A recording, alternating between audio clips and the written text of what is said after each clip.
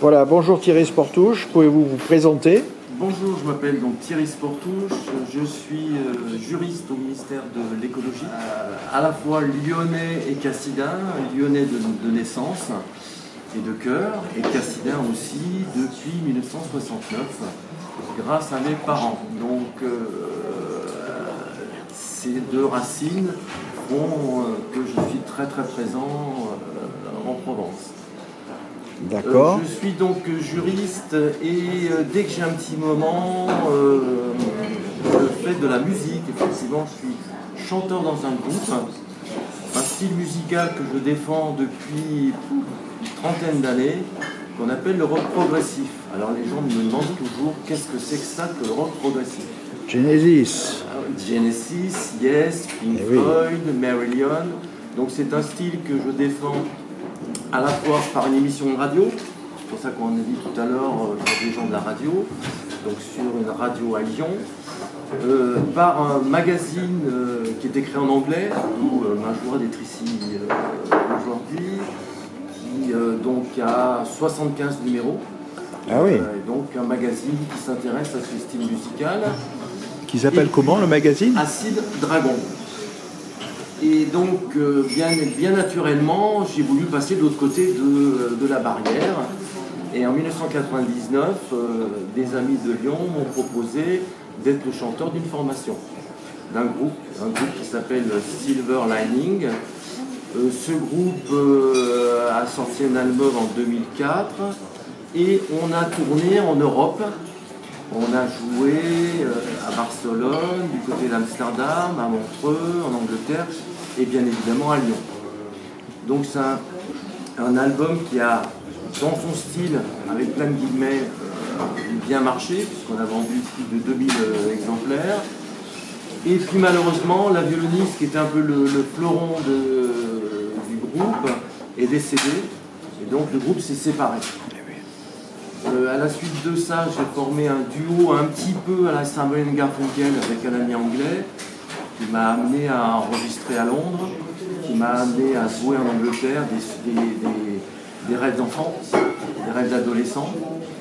Et puis là maintenant, j'ai un nouveau projet avec un ami américain de Miami et un ami d'Oslo pour un trio et sortir un album l'année prochaine. Donc ça c'est tout l'aspect musical, ma première passion. La deuxième passion ayant fait donc, des études littéraires et de droit, tout doucement, tout modestement avec un petit roman dans une très grande lignée du Grand Maulne, Les Chaînes du Rêve, qui se passe évidemment à Cassis et à Lyon. Une fois que j'ai dépassé ce premier rêve, ça a été ensuite une collection de nouvelles fantastiques. C'est pas de la science-fiction, c'est des contes et nouvelles fantastiques qui ont été publiés dans différents supports, anthologies et autres revues, et que mes proches m'ont dit pourquoi tu ne remettrais pas tout ça dans un seul volume, donc le chapitre 4. Il y a eu ensuite De l'autre côté des nuages, qui est un ouvrage qui a été traduit en anglais, qui est dans la tradition du grand dans les saules, The Wind in the Willows. C'est un grand classique britannique animalier, de fantaisie animalière. Et surtout, c'est surtout ce qui m'amène aujourd'hui, c'est les aventures de Madame Martin. Alors il y a 3 volumes, il y a un premier volume qui est malheureusement épuisé, mais qui sera réédité à la rentrée, donc le meurtre de Mrs. Kilworth. Ensuite, nous avons La clé de Saint-Georges et le tout dernier qui est Océane. Madame Martin, Elisabeth, imaginez une institutrice à la retraite, vieille France, 3 mômes qui l'accompagnent dans ses enquêtes policières, Pierre, Paul et Jack, et j'insiste sur le Jack, c'est un Irlandais, et donc qui sont pris un peu d'affection pour cette brave dame avec ses tics vieille France, qui la taquine et aussi qui complète ses enquêtes policières à travers l'Europe.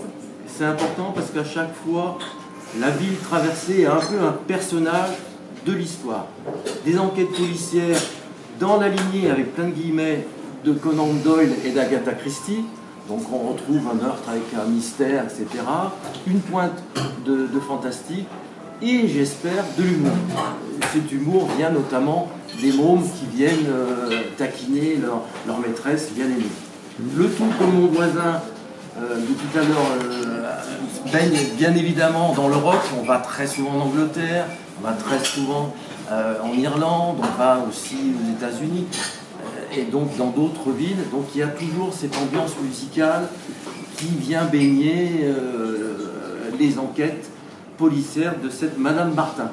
D'accord, donc effectivement, on voit le lien entre la musique, les jeux de mots, la musicalité des sons.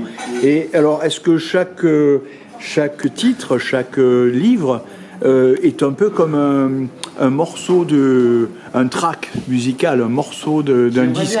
J'aimerais bien. En tout cas, ce qui se passe, c'est que c'est des nouvelles policières, donc une enquête, une nouvelle. Et donc les personnages vont évoluer petit à petit au fur et à mesure.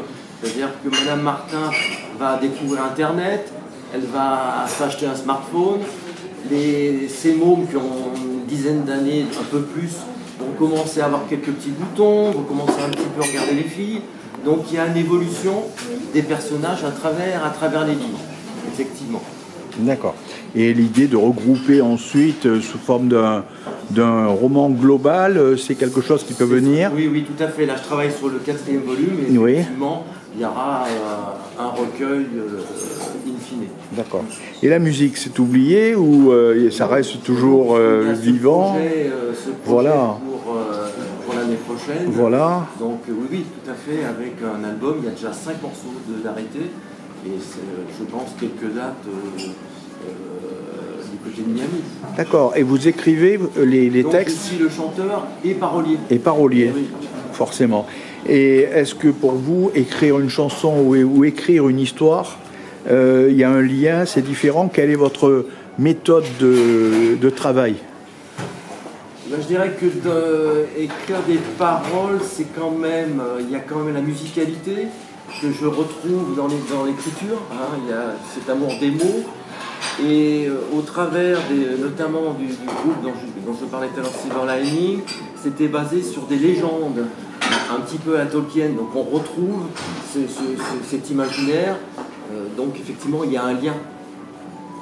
D'accord. Eh ben, écoutez, ça donne envie de lire tout ça. Et alors, comment est-ce que vous pouvez résumer votre univers en un mot? Ben, je vais faire carrément dans l'humour. Oui. Madame Martin dit toujours « Bonjour les enfants !» Ah ben voilà, c'est magnifique. Bravo, merci beaucoup. D'accord, merci beaucoup.